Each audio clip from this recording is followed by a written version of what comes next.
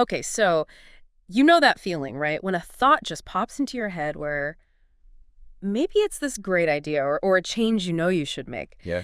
But then, well, nothing actually happens. Mhm. You sent over this really thought-provoking lecture. It's called The Cost of Inaction. Right. And it just dives straight into that whole experience. Makes you think, doesn't it? Like, Yeah. what's the real price we pay when we don't act on what we want? It absolutely does. And the lecture, it makes this really powerful case that, staying still, it's not just hitting pause, it's actually the decision. A decision. Yeah, an active one. Yeah. And it has these significant consequences, ones we often, underestimate. Okay. So our mission here for this deep dive is to really get under the skin of those ideas, to unpack what the lecture actually means by the cost of just staying put. And pull out some useful stuff, right? For anyone who's felt that inertia. Exactly. Some actionable takeaways. Got it. So, okay, right off the bat, the lecture kind of hits you with this quote.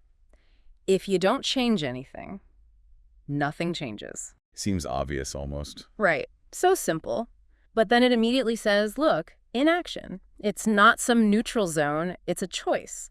And a surprisingly subtle one sometimes. Mm-hmm. They talk about how the consequences aren't usually these, huge dramatic failures. No, it's quieter. Yeah, more like these quiet accumulating things, missed opportunities or ignoring those little gut feelings. That turn out to be right later on. Yeah, exactly.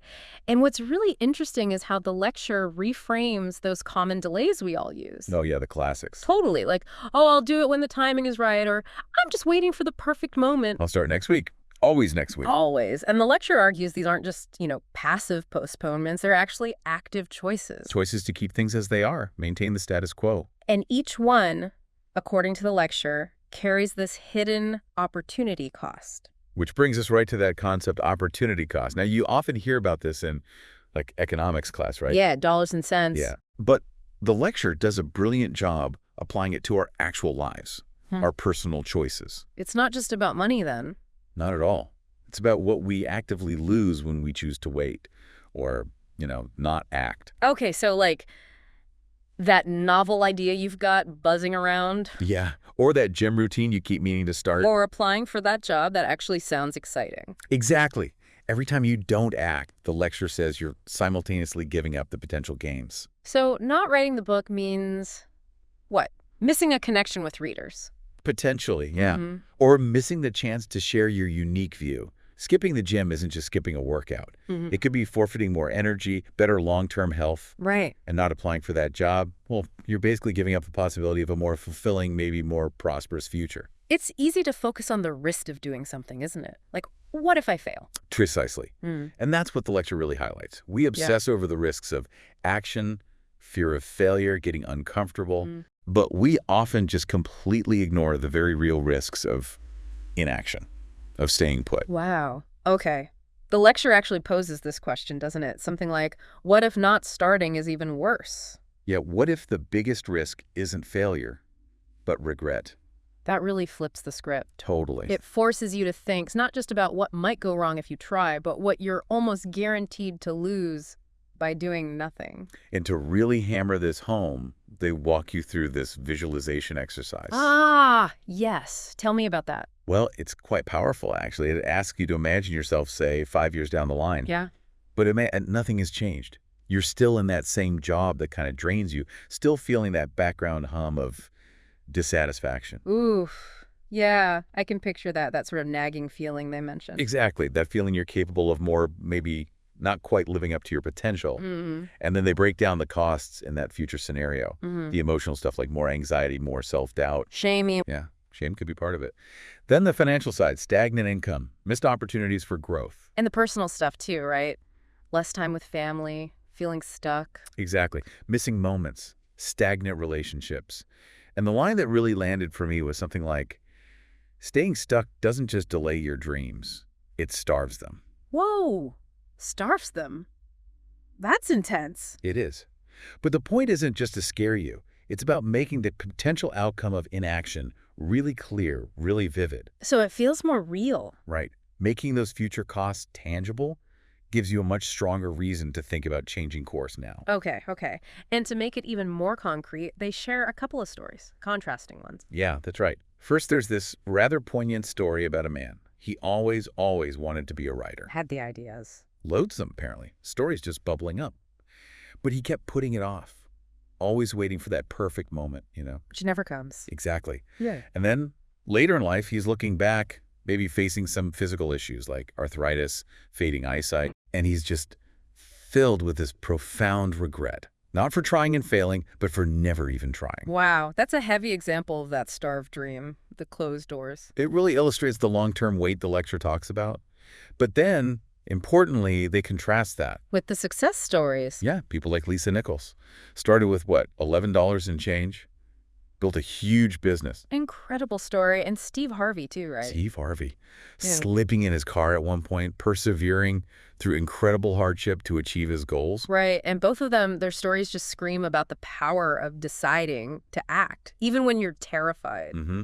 Lisa Nichols has that quote, something like, "I didn't wait for perfect, I acted while I was scared." That sums it up perfectly. It really does. And the core message that comes through is the regrets that stick with us. They're usually not about the times we tried and maybe messed up. No. No, they're about the chances we just let slip by. The things we never even attempted. Okay, that makes sense. So the lecture then boils this down further, right? Into like 3 specific things we lose when we wait. Precisely. It gets really concrete. The first big loss is time. The ultimate non-renewable resource. You got it. The lecture really emphasizes its irreplaceability. Every day we put something off is a day gone, a day we could have been building, learning, living more fully. And it gets harder to start the longer you wait, doesn't it? That's what they suggest, yeah. The inertia builds. It's like the difficulty setting just quietly ramps up the longer you procrastinate. Yeah, that's a good way to put it. Okay, so time is number 1. What's the second loss? The second is momentum. Momentum, okay. They almost describe it like this magical force, which sounds a bit dramatic, but I think it captures something real. How so? Well, when you take action, even a tiny step. Like sending one email. Exactly. It creates this positive feedback loop. A little bit of energy, a bit more clarity maybe, gets the ball rolling. But when you're stuck, you lose that. You lose that vital push. Psychologically, taking that first step gives you a little win, right? Which makes the next step feel less scary. But inaction, it can just breed more anxiety, more doubt. It makes starting feel even heavier. Like trying to push a car that's been sitting for ages. Hardest part is getting it moving. Perfect analogy. Yeah. Once it's rolling, it's easier to keep it going. Okay. Time, momentum, and the third thing we lose. This one really resonated. It's self-trust. Self-trust. Explain that one. Think about it. Every time we tell ourselves, okay, I'm going to do X, maybe it's hitting the gym, maybe it's starting that project, Yeah. and then we don't follow through. The lecture argues it's like we're chipping away at our own belief in ourselves, or belief that we'll actually do what we set out to do. Ouch. So you stop believing your own commitments. Pretty much. It erodes that inner confidence, that sense that you can rely on yourself. That's profound. It is. Yeah. But the flip side, the lecture stresses, is that taking action, even imperfect action. Just starting, even if it's messy. Yeah. Just starting begins to rebuild that trust. It strengthens your sense of personal power, your agency. Okay. And then, after laying all this out, the cost, the lost time, momentum, self-trust, the lecture just hits you with this direct question. What is it? It asks to the listener, point blank, how long are you willing to keep paying this price? Wow. That really brings it home. It does. It perfectly sets up the final call to action. Right. So wrapping it all up, the message is basically, look, the cost of doing nothing emotionally, financially, personally is huge. It can genuinely, as they say, bankrupt your dreams. A strong word, but it captures the severity. It's not about doom and gloom. There's this really empowering kicker, right? Absolutely. The message is, you don't need perfection. You don't need the whole plan figured out. You just need movement. Just initial movement. That's the key. So the lecture basically challenges you. Find one thing, just one thing you've been putting off. Something you feel that pull towards but haven't acted on. Right. And take one small, concrete step today. Like what? Sending that text? Making that call. Writing literally one sentence.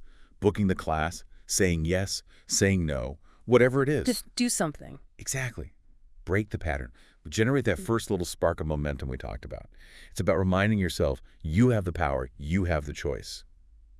Right now. And it ends with that really powerful line, doesn't it? Yeah, the one that sticks. The life you want. It's on the other side of motion? Simple. Mm. effective. It really captures the whole argument. Staying put feels safe, maybe, but it's actually what's holding you back from the life you really want. That's a lot to think about. Definitely. So maybe the final thought to leave everyone with after digging into this lecture on the cost of inaction is this. Really think about it. What's that one area, just one, where you know you've been choosing to wait? Identified. And then, what's one tiny act of motion, truly tiny, that you could take, maybe even right after listening to this, to just start moving?